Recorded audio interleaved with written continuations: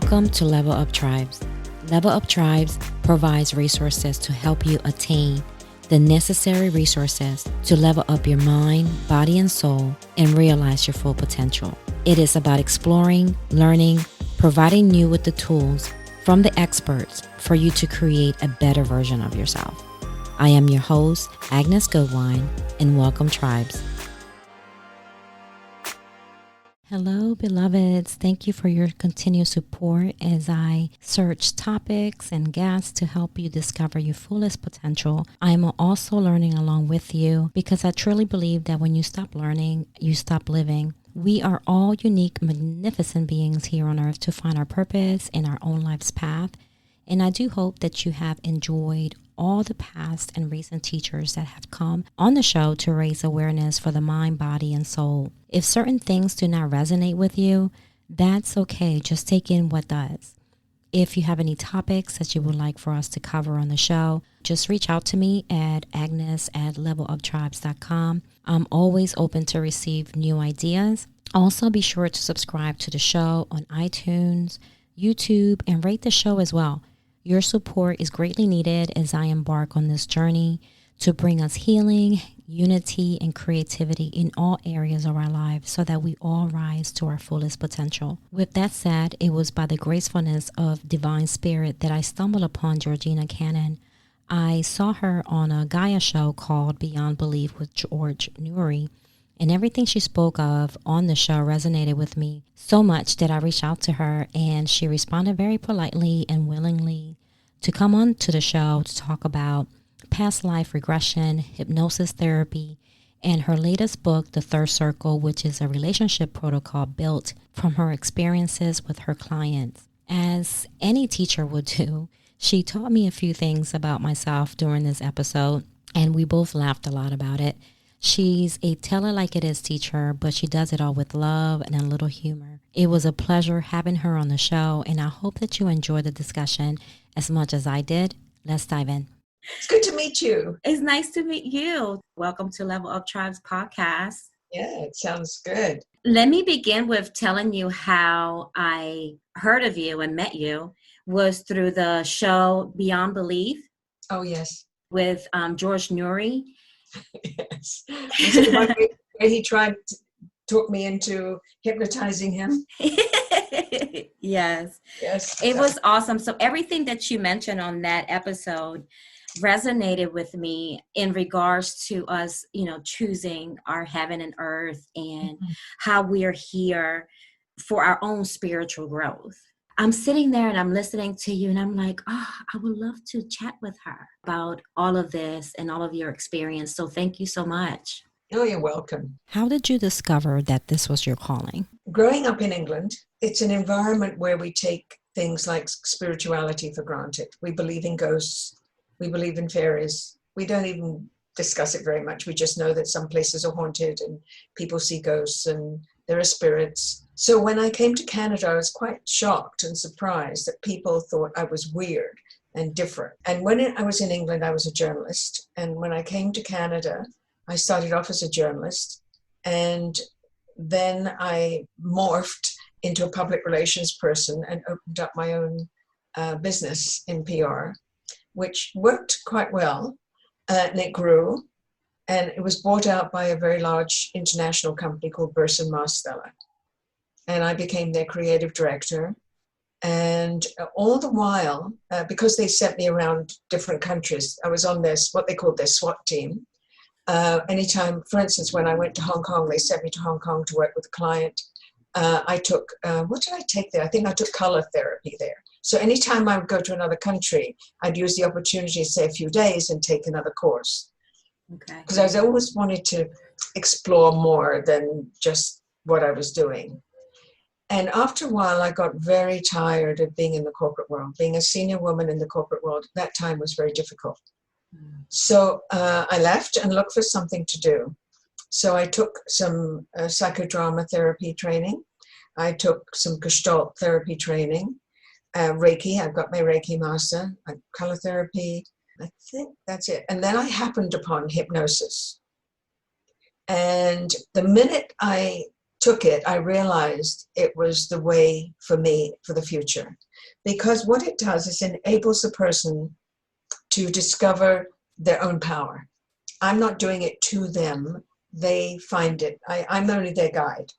I say my job is to help people find their magnificence. That's my job. Okay. So, and once I'd taken that and I opened a clinic and a school, almost right after the training, because I'd been doing so much facilitation in the past, they accredited me, the National Guild accredited me as an instructor almost right away.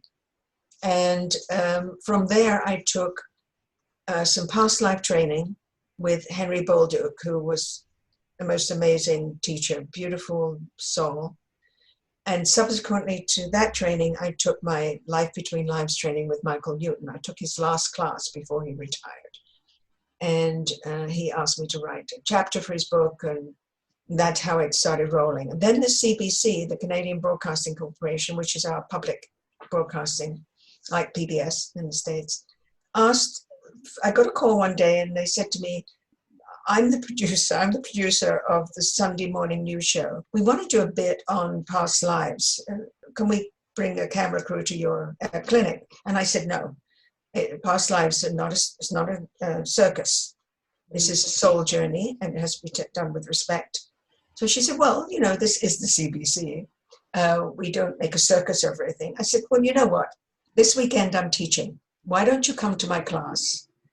And she said, great, I'll bring a camera crew. No. You come as a student and understand why I'm being so cautious about this and the power of it. So she came to the class, which was 4 days long, including past life facilitation.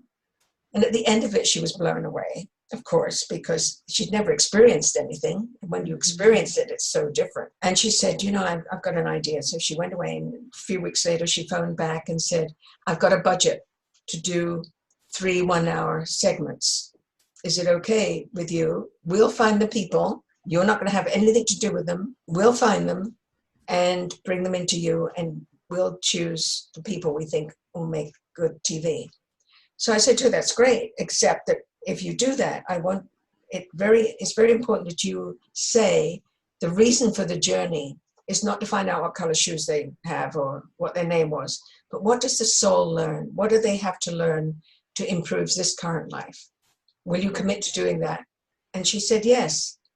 So they showed up with 32 people, of which I think something like 28 or 29 went into a past life. And from those, they could verify with researchers 10 lives, because we got addresses, names, events, everything. And out of those 10, they chose 3 that made good television. Of course. So you can still see them, those on YouTube. Okay. So since then, that was 15 years ago. So I've been doing this now for 20 years. I've been doing hypnosis for 22, but past lives for 20. Since then, of course, it's become commonplace. Mm-hmm. Well, sort of commonplace. Before then, it was weird. I was seen as, people would walk past me and sort of do that, No. make a cross in front of me. So, are you serious? Yes, I'm serious. Yes. So we've come a long way. I worked with the medical community to do training on hypnosis and how it works and why it works. I did ground rounds in hospitals. I spent a lot of my early years in this profession teaching the medical community and the public about hypnosis and the power of the subconscious mind, because I believe that it's what drives us. 90% of what we do every day is what we did yesterday. I mean, the very fact you're sitting there nodding your head, not even thinking about it, that comes that comes from the subconscious mind. Yeah. All of our habits, emotions, fears, phobias, the body systems, all run by the subconscious mind. All of our long-term memories. So if we want to access past lives or interlife, we have to go in through the subconscious. Oh, so, wow. It's fascinating. It is. Honoring work. It's extraordinary. You mentioned in one of the shows that you used to suffer from migraines. Yes. Is there a relationship with your migraines and your ability to do what you do today? Well, when I was training in the Blue Ridge Mountains of Virginia with Henry Bolduc, of course, we practice when we're training. And the person that was practicing with me said, is there anything you want to, because we always say, is there a place you want to go, or see if the soul will take you? We can't tell the soul what to do. And I said, well, it'd be great if we could find out why I get migraines or let them go. And he sort of shrugged his shoulders and said, well, we'll try. Anyway, he took me back. This was a practice session. Yeah. He took me back, and suddenly I had this stench, this disgusting garbage rotting smell. And I realized it was me. I realized that I came from me. I was this hag, this woman that looked like she was 150 years old with stringy hair, 3 teeth in her mouth, living in a cave. And my role in that cave was to go down into the village and help women give birth. They didn't want anything to do with me except when they needed that, or an abortion, or something to do with women's health issues. Because I used to collect herbs, and I barely survived. I was always on the edge of starvation. Mm. And interesting enough, now I think about it, many of my past lives I've been on the edge of starvation. Interesting. Wow. Wow. An awe moment. That's right. That's right. So I helped the woman give birth, but the baby was breech, and she died in childbirth, and so did the baby. And of course, the women that were assisting me just left because they didn't want to be there anyway. And I had to bury her and the child. I went up to my cave, exhausted, and fell asleep. Next thing I know, I'm being kicked awake by a very angry man who was her husband, who accused me of murdering his wife. He was kicking me. He picked up a big rock and smashed it on the side of my head, right here, on the side, the left-hand side, above the temple, and which is where I used to get my migraines. And I died because he totally smashed my head in. We did all the healing, facilitated all the healing and the process around that. I came out and went, wow, at least I don't smell like that anymore. And waited for another migraine. I never got another migraine. No. From that day on, never got another migraine. Wow. I suffer from migraines. Like really, really bad. I've had spinal tap to release some of the fluid in the brain and everything like that. So when I heard the story, I'm like, Anybody else in your family have a migraine? My son. Your mother, father, grandmother, great-grandmother? Not that I know of. Okay. But they're pretty intense. Yeah. And how often do you get them? At least a headache, maybe 2 or 3 times a week. Migraines, I would say once a month. Like a really bad one where I have to be like, no lights. Right. Well, if you want, after this and another time, we can do a Zoom session, and I'll see if we can do something about it. Yeah, absolutely. Thank you. Okay. Yeah. So let's talk about past life regression therapy. Like, how can it help us, especially right now? I think this is the perfect time for people to take advantage of going inside and trying to figure out what is broken, what we need to fix, because we're not going to get this type of time again once this quarantine is over. Yeah, hopefully. Well, it's past lives. When people come in, past life isn't the answer to everything. When people come into the clinic and they say to me, I want to do a past life session, and I say, great, why? Well, I always choose losers. Right? Okay. And I say, well, that might not be the answer. I need to know more, because the soul takes you where you need to go, not where you want to go. So if we start the process and I ask for permission to go to a past life or a time where they chose someone that wasn't appropriate to them, the soul may take them to a totally different situation, because it's where the soul decides you need to learn, not where you want to learn. And because you always choose losers doesn't mean it's a past life. It could be a pattern that you picked up as a youngster. It could be something you saw and grew up with. It could be lack of boundaries. It could be lack of self-esteem. It could be a million things. It's not necessarily a past life. Wow. So it's not always the answer. It's one of the tools that help us find the answer. It's a tool. So sometimes if people come in and they say, I was fine up until about the age of 17 or 18, and I suddenly developed really bad social anxiety or something like that. I don't know where it came from or what can you help me with it? Mm-hmm. So we do a regression technique called timeline, and we go back to the initial sensitizing event of what triggered that social anxiety. And it might take them back to a past life. It might take them into the womb of their mother, because she might have had that anxiety around the birthing, and they picked it up from her. I believe that. Or it may have been something that happened to them when they first went to nursery school and they felt abandoned or whatever. We think we know, but we don't. The body knows and the subconscious mind knows. Yes. So although it gives us insight in ways that we might not expect, it's not the answer to everything. And I'd be fooling people if I said it was. Yes. There's two things that I hear you say. If someone wants to do a past life regression because of their anxiety, Mm-hmm. right? You just said that it could be something that they picked up. Mm-hmm. It doesn't always have to be because of a past life. Right.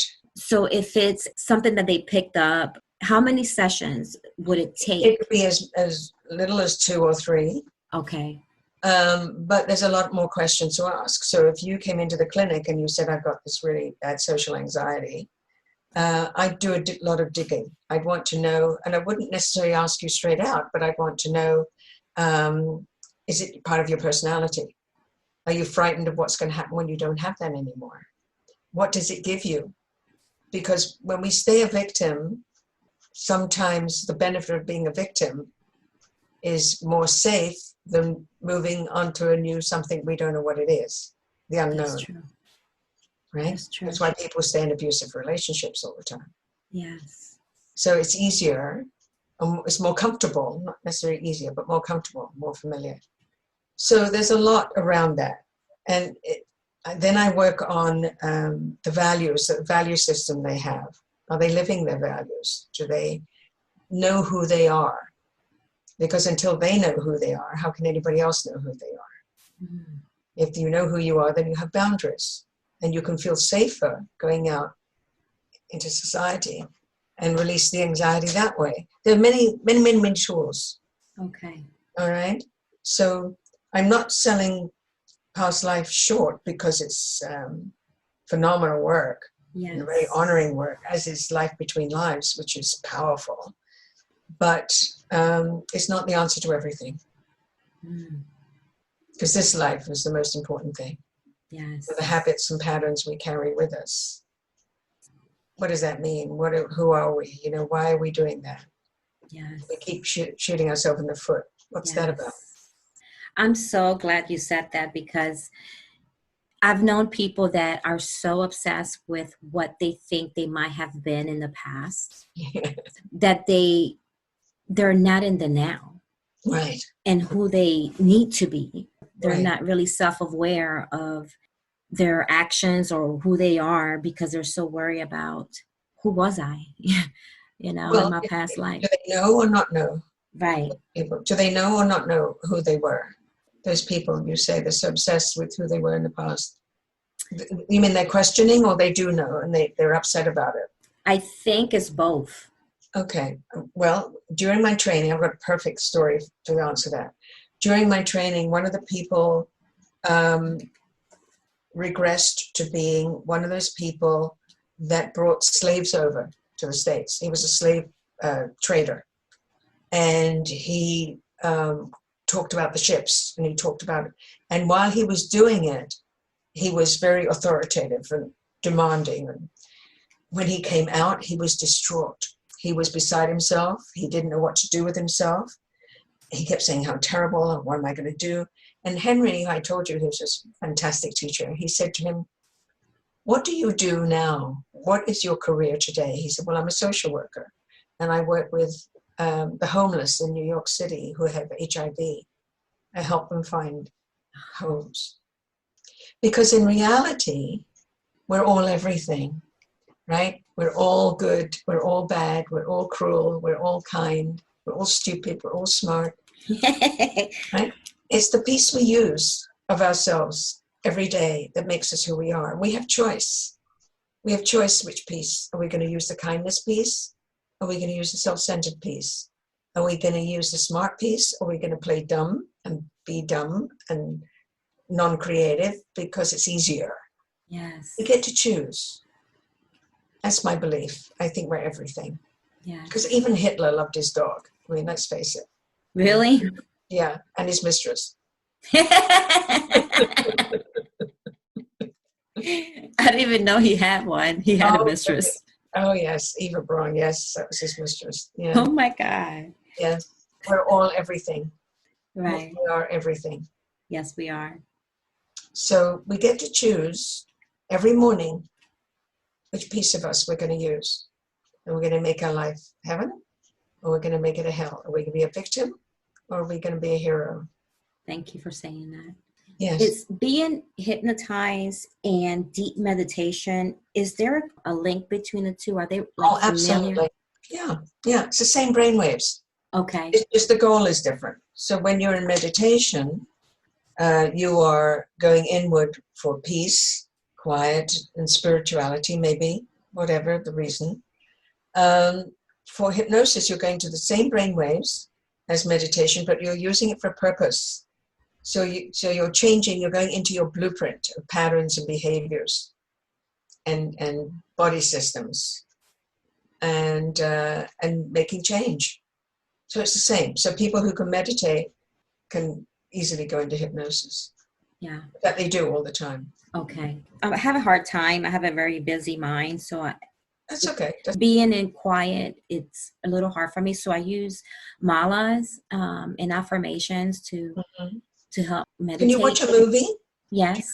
Well, when you go to the movies and you watch a movie, do you get caught up in the movie? Yes. And you laugh and you cry, you do all those things, but you still know there's someone next to you eating popcorn. Yes. Or someone behind you chatting away, but you're still caught up on the screen? Yes. That's what hypnosis is. So you can do more than one thing at a time because your emotions, remember, come from the subconscious mind. Okay. So something's triggering you while you're caught up in the screen. What do you think? I don't know. I think you probably can. It's just that you expect your mind to be absolutely quiet and empty. Yes. That's not it at all. Okay. You know, you can be sitting there going into hypnosis or going into meditation. The thought comes in, oh gosh, what am I going to do for dinner? Oh, okay, that's all right. But you could still do it. Okay. That's the person next to you eating popcorn. That's okay. Great advice. It's just allow. I mean, we're so rigid with ourselves. So in my book about relationships, I talk about kindness a lot and being one of your values. And, you know, people talk about being kind, but if they're not kind to themselves, or they're not kind to their partner, or their mother, or their father, or their cousin, or their coworker, then they're not being true to their values. So it's all talk. Yes. And the book is? It's a third circle protocol. The third circle, which is all about relationships. And it's key, particularly if you're looking for a partner or you have a colleague at work that is difficult to get along with, or you have a family member that's really unlovable, but you get together twice or three times a year and you have to put up with Uncle Charlie who drives you crazy. How do you manage that without getting your knickers in a knot all the time? I mean, what do you do? Yes. And this book helps you through that. It also helps you in the dating. When people ask me about dating, you know, everybody wants to find a partner, one sort or another. And I say to them, don't put so much weight on it. Think about it like wine tasting. You know, that person may be like a fine wine, but they may not be to your taste. And that's okay. I like that. That's okay. Take it easy, Right. You know. Have fun with it. Just be gentle with it. We're much too intense a lot of the time. Yes. Yeah. Dating is like wine tasting, for sure. Right. So you have, in the book, you say there's 3 circles. Yes. Myself, the other individual, and then the third circle is the contract, the relationship. Yes. Yes. And that's all of the unspoken expectations we have of each other. And a relationship is, you and I have a relationship. You have an expectation of me. I have an expectation of you. And if we don't live up to that expectation, we feel abandoned, hurt, resentful, all those things that go on. So in the book, we talk about how to make that contract work with everybody, whether it be the cashier at the supermarket, or it be your partner, your colleague, your massage therapist, whoever, because we have relationships with everybody we encounter. Yes. And your in-laws, big one. In-laws are the big one. Your aging parents, another big one. So it's key to know how to negotiate that, but first with yourself. This idea came from your clients, the guidelines that you follow. Yes. From when you work with your clients. Yes. That was an eye-opener. So you saw a pattern with all of these individuals. Yeah, particularly one guy who came in. He'd inherited this. Can I tell the story? Okay? Yeah, absolutely. Yeah. He came in because he was dealing with anger issues. And usually I get teenage boys who have anger issues, but this was a gentleman, I guess he was in the mid-30s to 40s. It's quite a while now, so I'm trying to remember.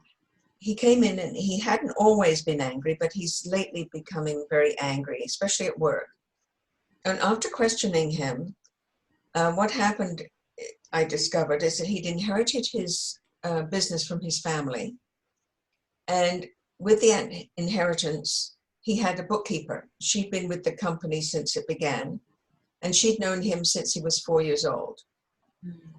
So what happened is every time he tried to make a new rule or a new way of doing business or had a staff meeting, she'd tap him on the shoulder and say, "It's okay, dear. We are fine the way we are, dear." And he'd explode and lose his temper because he was being treated like a child. And then she would get upset. And the following day, she'd bring him in cookies to say she was sorry. And he banged on my desk and he said, "I don't want her damn cookies. I just want her to treat me like an adult." I said, "Well, you've just exhibited 4-year-old temper tantrum in this office." So I think what's happened is you've both taken a snapshot of each other, and that snapshot has not evolved. So let's make that happen. And then I went home that night and I thought, now that's the beginning of a new protocol. And I sat down and worked it out and worked it through and developed this third circle. And it works brilliantly with couples, for instance, who have one of the couples travels a lot on business, or one of the couples is not emotionally available.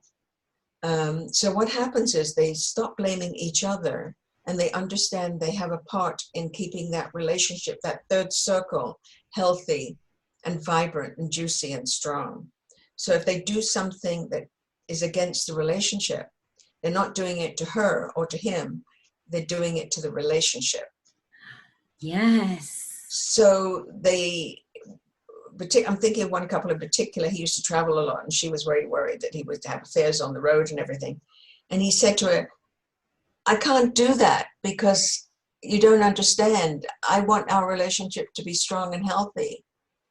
And whereas at one time he'd have been frightened of feeling guilty about her, it's not about her, it's about the relationship, right? It's like nurturing a separate entity. Yes. This works brilliantly for teenagers, by the way, because it gives them some power. Give us an example. Sure. One of my clients, her daughter was leaving high school and didn't want to go to university right away. She wanted to travel for a year. And her mother was against it. She wanted her to go straight to university. And they were battling over this. I brought them in and I asked them both to write down what they needed, absolutely needed, bottom line, 5 things from each other in the way of a relationship. Because interesting enough, of course, it came to the same thing, but they didn't know that because they did it separately. 1 was love, respect, listening and being heard. I forget what the others were, but it's really interesting that they said the same thing. They came together and they looked at each other's needs. So they do the absolute need first, and then what they want, which is a nice to have. The nice to have was that she would have the ability to travel and go abroad. And the nice to have for the mother was you go to school and, it was a finger wagging thing. You do what they do. And then what are they prepared to give? What are they prepared to give to the relationship? So there's need, want, and give. And from those need, wants, and give, they write the contract. So what they decided between them, once they understood and they knew they needed to be heard and loved, love was a big one, need to be heard, need to be respected. The teenage daughter agreed to stay home for 6 months and find a job, work for 6 months, put the money she earned towards a trip that she could take abroad, and then start university the following year. There's no way they'd have come to that if they hadn't agreed how important that relationship was. Yes. And that came from the girl. That didn't come from the mother. It wasn't a finger-wagging parent thing. Yes. Because, I mean, and it's true, and it's so simple, right? Yeah. How you broke this down. But when you're having a conflict with someone, you're thinking about me. They're thinking about me. And so the important aspect of what the conflict is about is just sitting there. Right. Not being solved. Yes. Not being solved. Because if you ask most people, what do they absolutely need in a relationship? They might say laughter.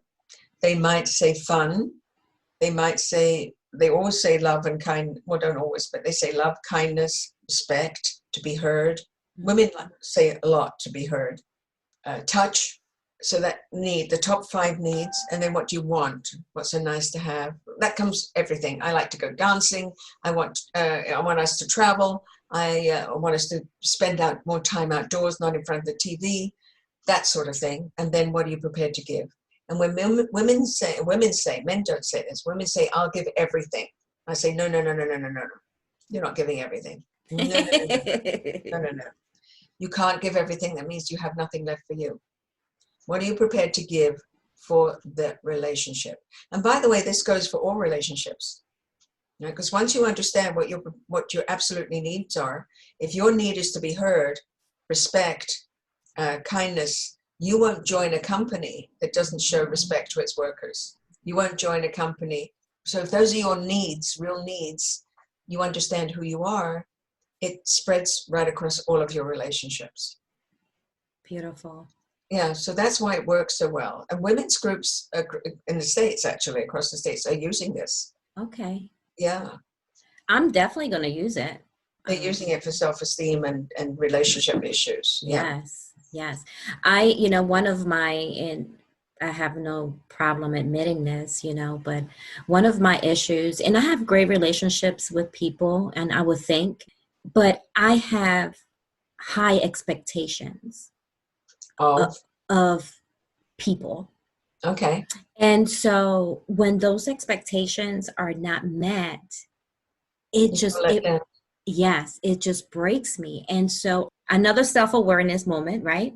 Mm-hmm. In trying to, if they don't know what my expectations of them are, then there's no point of me getting upset about it, right? Yeah. How could they meet them? Yes. Or even know about them?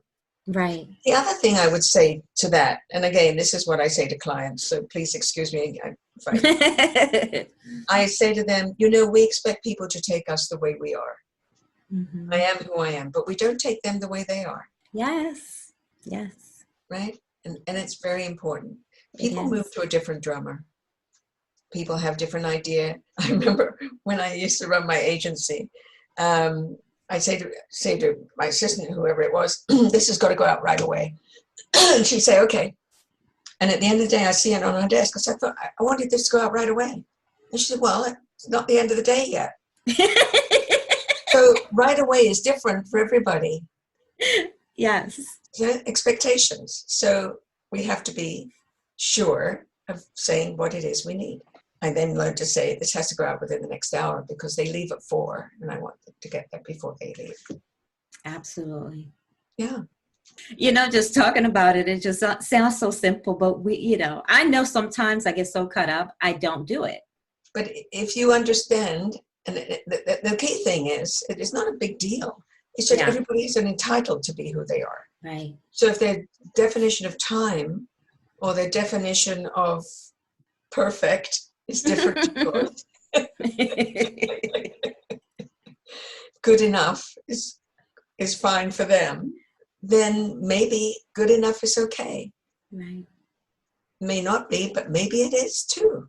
I want to go back to your book. Sure. And I don't know if this would impact the relationship, but I believe that we do have contracts that we have assigned ourselves to in the spiritual realm. Yes. And so how much of that contract, that soul contract that we sign off, impacts our relationship? You know what I mean? Yes, I do. I know exactly what you mean. It's sort of the karmic contract. Yes. Yes. Well, I believe, and it's only my belief, I know I'm not God. My belief is that karma is like a hand of cards.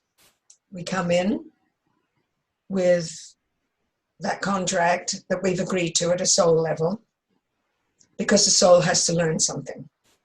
Good, bad, whatever. How we play those cards is up to us in this life, because that's how the soul learns and grows and evolves.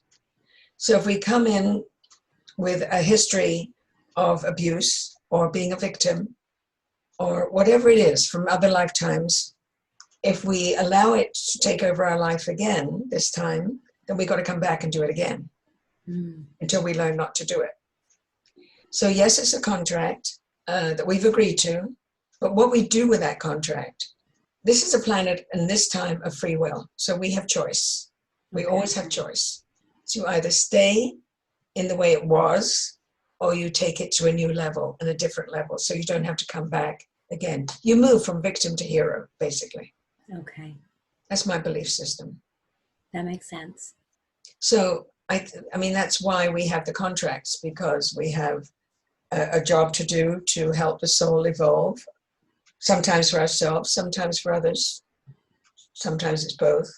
But it's not cast in stone, in cement. You know, even in really bad situations like the Sudan or the concentration camps or Rohingya right now, where they have the refugee camps, there are always some people that are more generous, that are kind and take care of others. And there are others who are self-centered, greedy, and don't care about others. So we get to choose wherever we are, how to be and who to be. Yeah. That's my belief system. Yeah, I'm right there with you, Georgina. Okay. Yeah, I believe the same. Okay. I do. What are the biggest misconceptions about what you do? Yeah, that I can take over someone's mind. That's the biggest misconception, that I can. So people come in and say, you know, I want to lose weight. I don't want to eat junk food anymore, so do it to me. I say, I'm sorry, I can't do it. I'm sure you heard everything. Yes, pretty well. Yes, that I can take over someone's mind, or that past lives will answer all of their problems. Yeah, but the big one is that they think they come in and I'm going to zap them and all their problems will be gone. Yeah. Instead, I give them homework to do and actions, because nothing changes without behavior change. That's true. Yeah, you can't just think you're going to do differently. You have to do differently. So I'm pretty straightforward with my clients. After 22 years of doing this, I often say to them, put your big girl knickers on. Yeah, let's be an adult here, you know, or a man. I say, you got to be kidding me, right? You really want her to do this and whatever. Yeah. Yes. So it's an honor working with someone's life. I mean, every day. And I never forget that. Yes. It's very humbling that they allow me in to their psyche, their energy, their mind. It's really honoring. And at the end of every day, I am grateful. Yeah. I'm so grateful. Well, you're doing amazing work.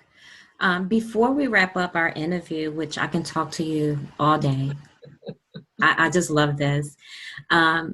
Before hearing your interview with Mr. George Noory, I had never heard of the phrases walk-in or soul exchange. Oh. Can you talk about that a little bit before? Absolutely. Absolutely. Okay. So a walk-in, Ruth Montgomery wrote a book. I think it's called Walk-ins or Strangers Among Us. I might have it on my It's not in this bookshelf. It's in the other room, on the bookshelf in the other room. It's called Walk-ins or Strangers Among Us. And what it is, when the soul has done its job in this body, and it's done what it came to do, and there's another soul out there waiting to, has a job to do, and either doesn't necessarily want to go into the baby, or has a more urgent job, needs an adult. There's an exchange, a karmic exchange, where they decide that that's going to happen. Which is why sometimes when people are in a car accident and nearly die, or in surgery, people have heart attacks and nearly die. They go to the light and they're sent back. People was around them say, I don't know, George is a different man since he had that accident. I don't know, so-and-so, look what he's doing now, or she's so different. That's why, because they've come in to do good work for humanity. They've come in to do something of benefit for humankind. That's what a walk-in is. Yes. We just saw a lady on the Phoenix News. She was really sick, and I don't know if she went into almost a coma, but when she got out of it, she has an accent now. Yes. And she doesn't know where it came from. I mean, she's a different person. Yeah, it's a walk-in. Yeah. Wow. Yeah. That's amazing.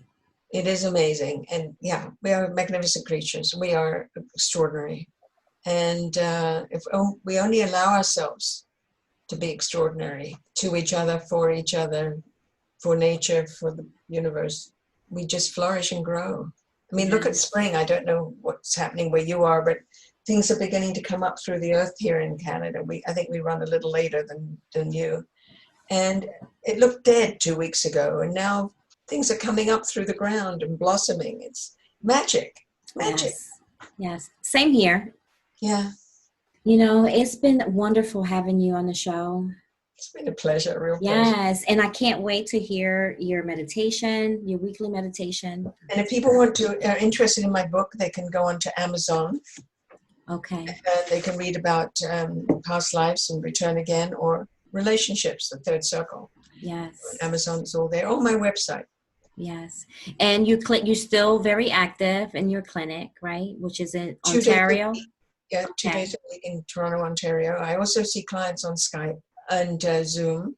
And I prefer not to do past lives on Zoom or Skype, because if the computer goes down, they'll be stuck in a place I can't reach them. That's not a good thing. I do hypnosis and coaching and counseling, particularly couples counseling on Zoom. But no, I don't do spiritual work, because the energy disappears. They could be in a bad place. And That's true. That's true. Mm-hmm. Is there anything else that you would like to add or discuss that perhaps we didn't touch on today? I just would like people to understand that they are magnificent. And as far as I'm concerned, the client always has the answer. You know what the answer is. It's just it's been covered over with dust and noise. You don't want to know what it is because it's too much work, or you may have to give up something and you'd rather not give up, like expectation. You don't want any expectations from you, so it's better to be a victim or a procrastinator and call yourself that. But you have the answer. I can help you get there, but really, you know what's what. Thank you, Georgina. You're very welcome. Do you want to tell them your website if we haven't yet, and maybe your social media accounts? www.georginacannon.com. And I'm on Facebook, Georgina Cannon. I have 2 pages. One's Georgina Cannon, which is a social, fun one. I post a lot of jokes and doggy pictures. And the other one is Georgina Cannon Author on Facebook. I'm also on Twitter, but mostly on Facebook. Awesome. Thank you so much. If you were here, I'd give you a big hug. Yes, I need a hug. I'm a hugger. This is like tough right now for me. God Take bless. care. Bye. Thank you for listening. Please visit the website at www.leveluptribes.com. And please subscribe to the podcast and share with your family and friends. Be sure to tune in to our next episode. Catch you all next time, my beloved tribes.